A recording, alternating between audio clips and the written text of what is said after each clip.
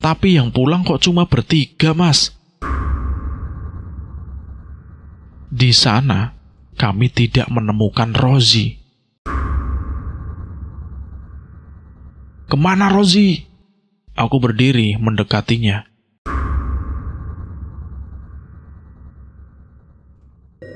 Assalamualaikum warahmatullahi wabarakatuh.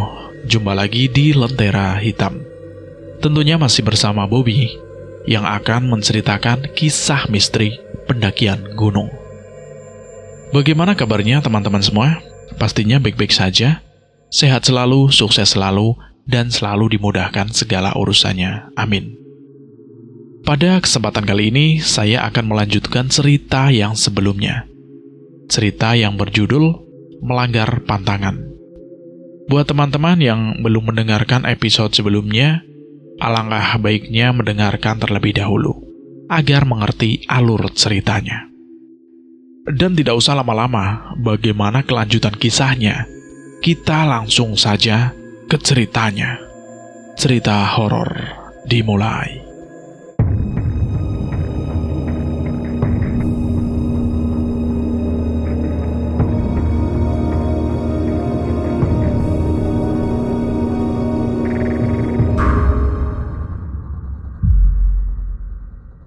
Untuk membersihkan diri dan mengisi kembali persediaan botol air minum yang sudah beberapa habis saat di perjalanan. Terlebih lagi saat kami berjalan dari pos 4 Ranu Amerta ke pos 5 Watu Ireng yang cukup terjal.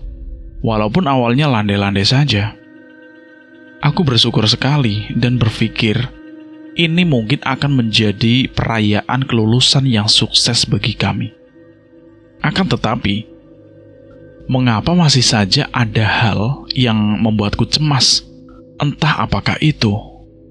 Rupanya, apa yang sedang aku pikirkan mencuri perhatian dari Mia, yang akhirnya menanyakan hal itu kepadaku saat aku kembali menghampiri Mia yang baru saja duduk setelah membersihkan wajahnya.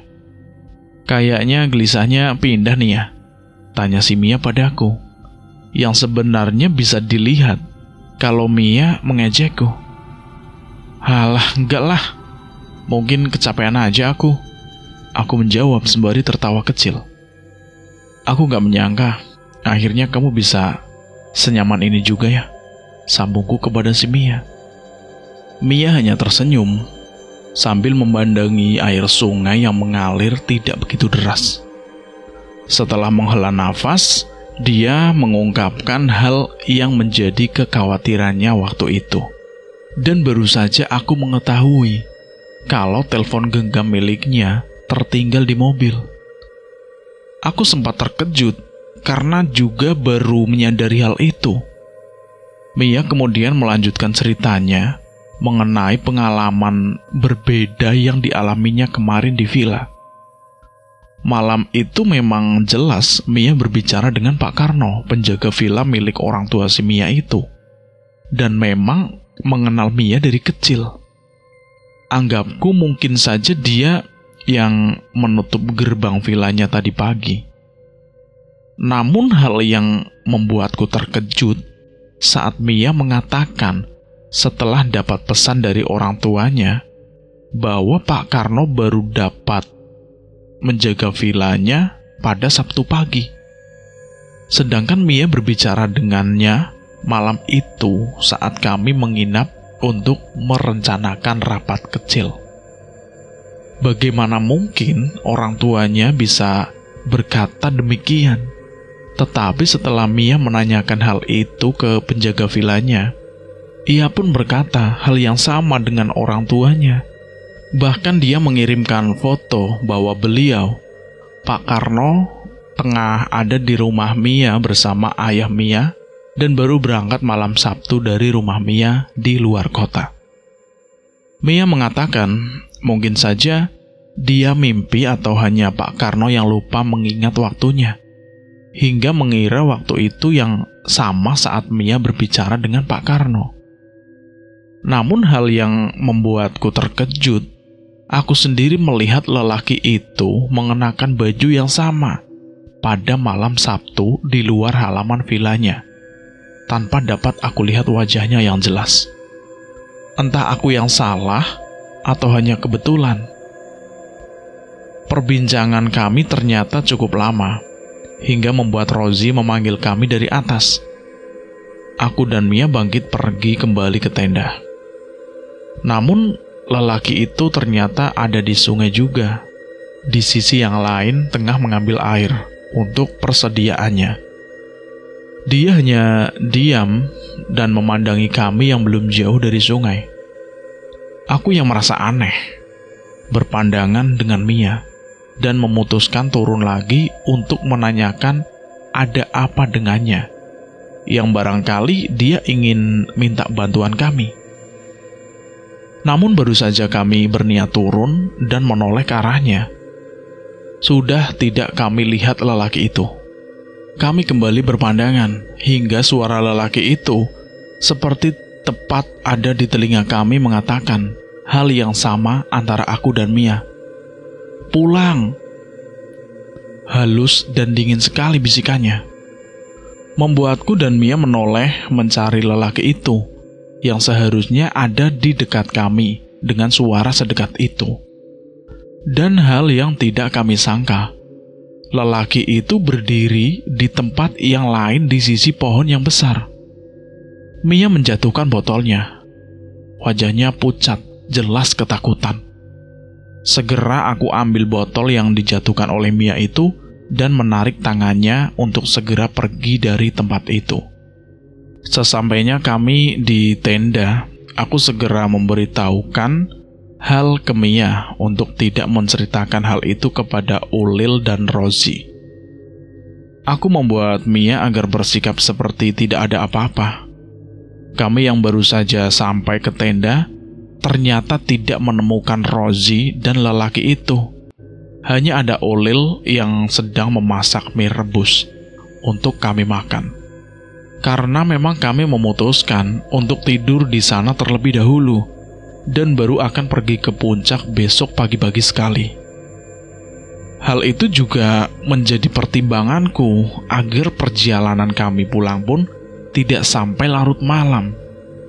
Menurut Ulil, Rozi akan menaiki puncak sore ini. Karena baru mendengar, menurut lelaki itu, puncak sangatlah indah sore ini. Dan mereka hanya sekedar ingin melihat matahari tenggelam, lalu turun lagi ke tenda. Aku yang mendengar hal tersebut merasa itu tidak mungkin, karena perjalanan ke puncak dari pos 5 pun memakan waktu 1,5 jam. Itu pun jika mereka tidak bertemu kabut, dan yang aku pertimbangkan juga adalah perjalanan pulang mereka pun tentu malam hari, hingga mereka sampai ke tenda lagi. Semua aku pikirkan terlebih lagi, karena aku merasa ada yang janggal dengan lelaki itu, dan mungkin juga karena kesalahan kami. Bahkan kami tidak mengenal dia baik nama, pengalaman, dan sebagainya. Aku yang khawatir terhadap si Rozi segera menyiapkan perlengkapanku untuk menyusul mereka. Setelah aku memberikan pengertian kepada Mia dan Ulil untuk menunggu di tenda saja, sampai kami kembali. Aku bergegas sedikit berlari, agar paling tidak aku bisa mendekati mereka lebih cepat. Aku tidak menyangka akhirnya aku akan mendaki ke puncak sendirian seperti ini, hanya untuk mencari temanku. Namun yang aku pikirkan, apakah ini pertanda kami dilarang untuk sampai ke puncak? Pusing aku memikirkannya. Kejanggalan ini yang satu persatu mulai datang. Mulai dari aku yang hanya 30 menit sampai ke puncak. Kemudian kembali ke tenda, karena tidak menemukan mereka di puncak. Namun, mereka ada di tenda bersama Mia dan Ulil. Jika mereka memang turun saat aku sedang naik, seharusnya kami berpapasan di atas. Dan rasanya juga tidak akan mungkin dia begitu sebentar untuk berada di sana. karena aku pun melihat begitu bagus pemandangan di puncak. Namun karena kejanggalan mulai banyak, aku memutuskan mengajak mereka turun juga dan mengurungkan niat untuk naik ke puncak. "Kamu yang benar saja, Riz. Aku kesini kan buat naik ke puncak," jawab si Olil saat aku meminta mereka untuk turun dan mengurungkan naik ke puncak. "Ada banyak pertimbangan kalau kita ke puncak, Lil. Apalagi itu mungkin juga bakal membahayakan kita juga," kataku sambil menjelaskan kepada si Olil. "Bukan masalah kan kalau kita naik besok. Itu juga udah perjanjian kita tadi buat naik ke puncak besok," tegas si Olil. "Lil, percaya aja, kita harus cepat-cepat turun. Perasaanku juga nggak enak nih." Mia ikut membujuk si Olil. Di situ Olil nampak begitu berat untuk merenungkan pikirannya. Namun baru saja kami berhenti bertengkar, tiba-tiba Rozi dan lelaki itu bangun dan mengambil ransel mereka berjalan untuk turun. Kami panik, mereka yang tidak ikut perdebatan tadi dan hanya diam-diam saja, tiba-tiba memutuskan turun tanpa memberikan keterangan apapun kepada kami. Aku langsung mengambil ranselku, diikuti Olil dan Mia. Kami bingung harus bagaimana, hingga aku pun meninggalkan tenda pemberian kakakku di sana. Aku mengejar si Olil dan Mia di depan untuk mempersiapkan perlengkapan yang sudah aku jelaskan apabila kami terpaksa akan melakukan pendakian maupun turun di malam hari. Aku pun menyusul Rozi yang berjalan di belakang lelaki itu untuk memberitahukan hal yang sama. Namun aku benar-benar panik. Wajah Rozi begitu pucat dan badannya terasa amat dingin sekali. Awalnya aku merasa, apakah Rozi merasakan hipotermia? Namun jika benar, seharusnya dia tidak bisa berjalan setegap ini. Aku memanggil Rozi untuk berhenti, namun tidak juga dihiraukan. Aku hanya berdoa, mengapa kejadian di pendakian ini begitu janggal? Sebenarnya apakah yang telah aku dan temanku lakukan? Semoga saja tidak ada hal yang begitu janggal di luar batas kemampuan kami. Sampai akhirnya, kemisteriusan gunung ini aku rasakan benar-benar besar. Karena lagi-lagi, aku harus sampai di pos 1 hingga di depan mobilku sebelum jam 8 malam. Sedangkan kami meninggalkan pos 5 jam 6 sore. Lelaki itu langsung meninggalkan kami dan Rozi langsung masuk ke dalam mobil. Begitupun Mia dan Olil. Namun aku menahan mereka. Aku ingin menyampaikan hal yang menurutku janggal. Karena aku pun tahu mereka tidak memeriksa suhu, jarak, maupun lamanya perjalanan kami. Setelah aku memberikan keterangan itu kepada mereka yang sudah pasti terkejut, aku melanjutkan dengan pertanyaanku mengenai sikap lelaki itu dan Rozi yang aneh. "Udahlah Riz, kita sudah turun sampai di sini, dan itu pun sudah untung banget. Jangan kamu bikin drama-drama aneh," Olil menjawab dengan masih begitu kesal kepadaku. "Iya Riz, anggap saja ini kemudahan yang diberikan ke kita untuk sampai di sini lebih cepat." Mia pun mengatakan hal itu untuk membuatku berpikir positif. Olil yang merasa kelelahan ingin langsung pulang ke villa dan masuk ke dalam mobil. Aku pun begitu dengan si Mia hingga kami benar-benar sampai di villa milik orang tua si Mia itu, tepat di jam 9 malam. Aku melihat mungkin itu Pak Karno yang diceritakan Mia sebagai penjaga villa milik orang tua Mia. "Udah pulang Mas?" tanya Pak Karno kepadaku yang terakhir keluar dari mobil. Karena memang harus memarkirkan mobil milik Mia itu ke dalam bagasi. "Iya Pak," Aku memberikan jawaban. Yang paling tidak memberikan tanda kalau kami begitu lega sudah sampai di villa. Namun pertanyaan dilakukan lagi kepada saya yang membuatku terkejut. "Tapi yang pulang kok cuma bertiga, Mas?" tanya Pak Karno lagi, yang membuatku langsung lari meninggalkan mobil, mendatangi mereka yang ada di dalam villa. Aku memberitahukannya pertanyaan itu juga kepada Ulil dan Mia. Mereka pun terkejut. Kami pun merasa berat sekali. Mengapa kejanggalan ini harus terus ada, walaupun kami sudah sampai di villa milik orang tua Mia.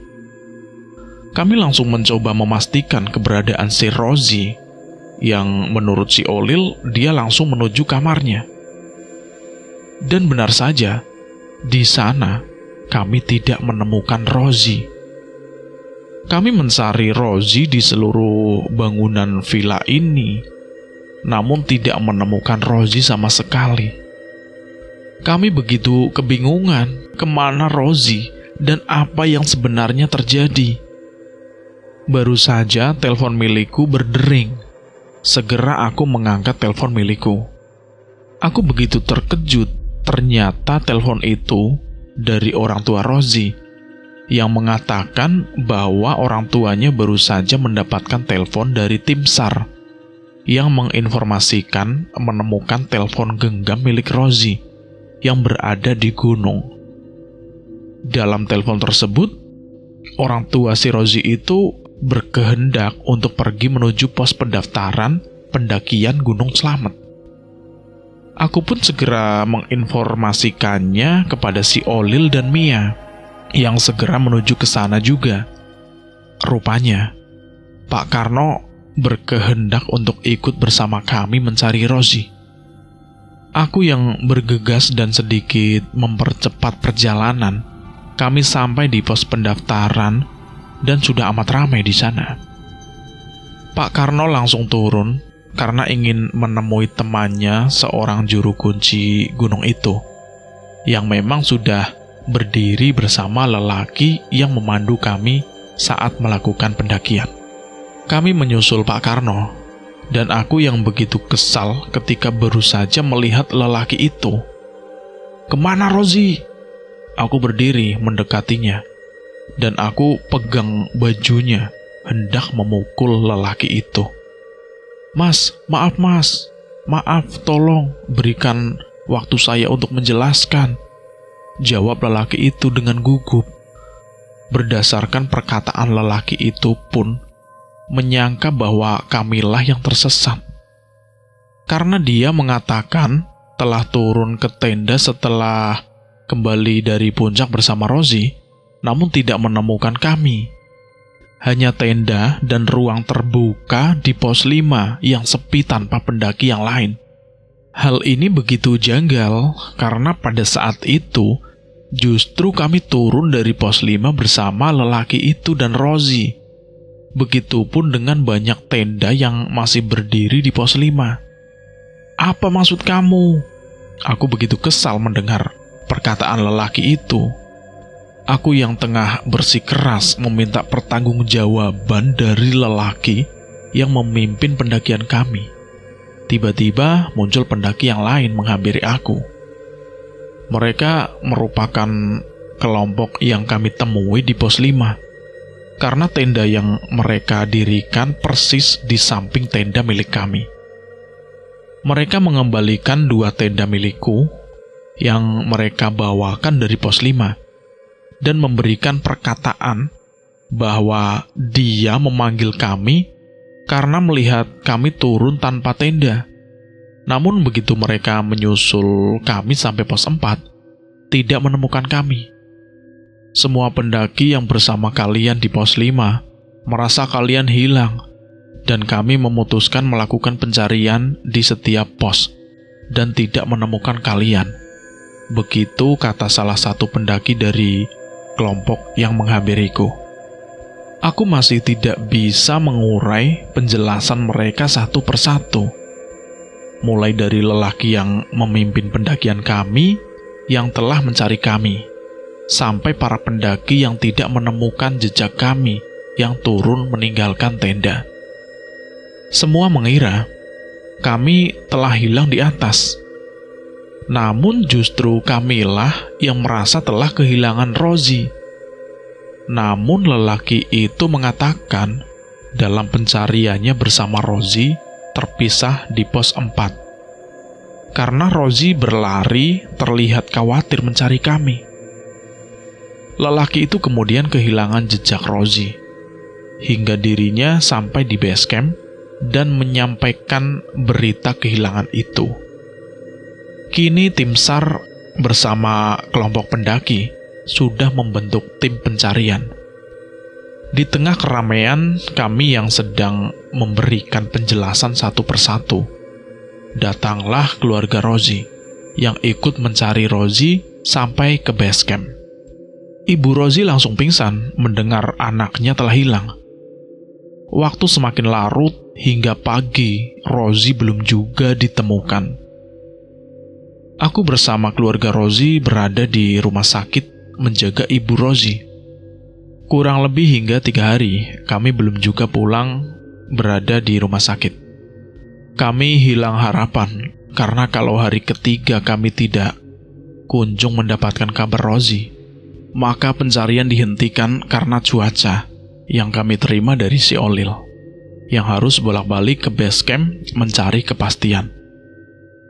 Sampailah saat Olil menyatakan bahwa pencarian harus dihentikan sementara, dan kami harus pulang dengan tangan kosong tanpa menemukan Rozi. Upaya masih kami lakukan di rumah dan berusaha apapun hasilnya, kami terima dengan lapang dada. Kami sering menyelenggarakan tahlil di rumah si Rozi, karena hingga hari ke-6 dia pun belum juga ditemukan. Aku sendiri sebenarnya memutuskan bahwa besok tepat di hari ke-7 akan kembali ke base camp untuk mencari kabar selanjutnya. Karena kabarnya tepat di hari ke-7, jika Rozi tidak juga ditemukan, kami akan menggelar pengajian di sana mengenang kepergian si Rozi. Namun tanpa hal yang kami kira, mendapatkan kabar dari Pak Kirno, penjaga villa milik orang tua Mia itu, bahwa Rozi ditemukan di salah satu aliran sungai dekat pos 3 dan sudah dievakuasi ke rumah sakit terdekat. Aku memutuskan ke sana bersama rombongan keluarga Rozi dan menemuinya di rumah sakit. Keadaannya begitu kurus dan lemas. Aku masih menanyakan banyak hal kepada Rozi. Upayaku berhasil karena dari sekian pertanyaan Rozi tidak memberikan keterangan. Wajahnya pucat, bibirnya kering. Dia mengatakan, "Jika kamu ingin anak ini selamat, kembalikan batu ini dan tukarkan nyawanya yang masih tertinggal di sana." Aku menggenggam batu itu. Aku langsung pergi meninggalkan semua di rumah sakit. Semua nampak kebingungan. Ternyata hanya aku yang mendengar apa yang dikatakan oleh si Rozi. Aku pergi menaiki mobil, namun disusul oleh Pak Karno dan temannya seorang juru kunci, yang mengaku melihat batu yang diserahkan Rozi kepadaku. Kami bergegas untuk kembali naik ke gunung untuk mengembalikan batu itu. Dengan cuaca yang begitu lebatnya kabut, kami mengantarkan batu itu dan segera turun kembali ke base camp. Namun kabar berikutnya membuatku begitu lemas, bahwa Rozi telah meninggal di rumah sakit. Begitulah ceritanya. Begitulah juga nasib si Rozi yang semena-mena ketika mendaki gunung.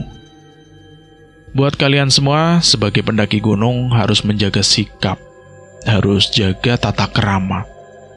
Karena tempat itu bukan tempat kita. Kita di situ sebagai tamu. Jadi bagaimanapun tamu, kita harus bersikap sopan santun di tempat itu. karena tempat itu ada yang memilikinya. Jadi kita harus maksimal permisi atau apalah. Yang penting jaga tata krama. Terima kasih buat teman-teman yang sudah mendengarkan cerita ini. Semoga sehat selalu, sukses selalu, dan selalu dimudahkan segala urusannya.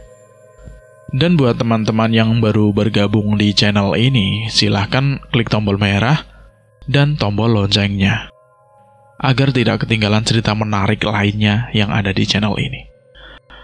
Oke, terima kasih buat semuanya. Kami mohon maaf jika ada kesalahan kata, dan kami pamit undur diri. Akhir kata, wassalamualaikum warahmatullahi wabarakatuh.